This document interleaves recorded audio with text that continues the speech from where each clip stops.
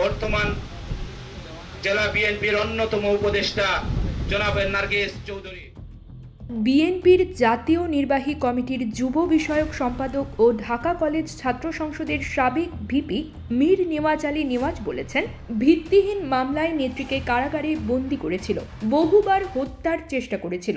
ভারপ্রাপ্ত চেয়ারম্যানকে একের পর এক মামলা দিয়ে দেশে আসাতে প্রতিবন্ধকতা সৃষ্টি করে রেখেছে, যাতে তিনি দেশে আসতে না পারেন, কারণ আওয়ামী লীগ জিয়া পরিবারের জনপ্রিয়তাকে ভয় পায়। গণ অভ্যুত্থানের পর ফ্যাসিস্ট হাসিনা ভারতে পালিয়ে গিয়ে সেখানে বসে বসে দেশের বিরুদ্ধে ষড়যন্ত্র করছে। 5ই আগস্টের মতো সবাইকে দলমত নির্বিশেষে ঐক্যবদ্ধভাবে সকল ষড়যন্ত্রকে মোকাবেলা করতে হবে।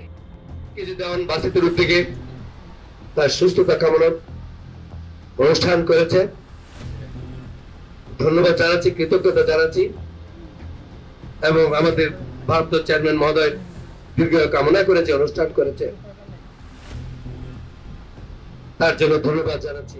গোলাপগঞ্জ উপজেলার বুধবাড়ি বাজার ইউনিয়নের বহর গ্রামে যুক্তরাজ্য যুব দলের সহসভাপতি দেওয়ান আব্দুল বাসিতের আয়োজনে বিএনপির চেয়ারপারসন বেগম খালেদা জিয়া ও ভারপ্রাপ্ত চেয়ারম্যান তারেক রহমানের সুস্বাস্থ্য ও দীর্ঘায়ু কামনায় খতমে কোরআন, দোয়া মাহফিল ও দুস্থদের মধ্যে খাবার বিতরণ অনুষ্ঠানে প্রধান অতিথির বক্তব্যে তিনি এসব কথা বলেন। ছাত্রনেতা ইফতেখার আহমদ দিনার ভাইয়ের বোনের জামাই বুধবাড়ি বাজার ইউনিয়ন বিএনপির সহসভাপতি হাজী মোহাম্মদ আব্দুল হাই মেম্বারের সভাপতিত্বে সিলেট জেলা যুব দলের সহ সাংগঠনিক সম্পাদক শফি আহমদ খানের সঞ্চালনায় অনুষ্ঠানে সম্মানিত অতিথির বক্তব্য রাখেন বিএনপির ভারপ্রাপ্ত চেয়ারম্যান তারেক রহমানের উপদেষ্টা ও জাতীয় নির্বাহী কমিটির আন্তর্জাতিক বিষয়ক সম্পাদক ব্যারিস্টার এম এ সালাম, ভারপ্রাপ্ত চেয়ারম্যানের ফরেন অ্যাডভাইজারি কমিটির সদস্য আ.ম. ওহিদ আহমদ, বিএনপির জাতীয় নির্বাহী কমিটির সদস্য আবুল কাহের চৌধুরী শামীম, সিলেট জেলা বিএনপির সাধারণ সম্পাদক অ্যাডভোকেট ইমরান আহমদ চৌধুরী,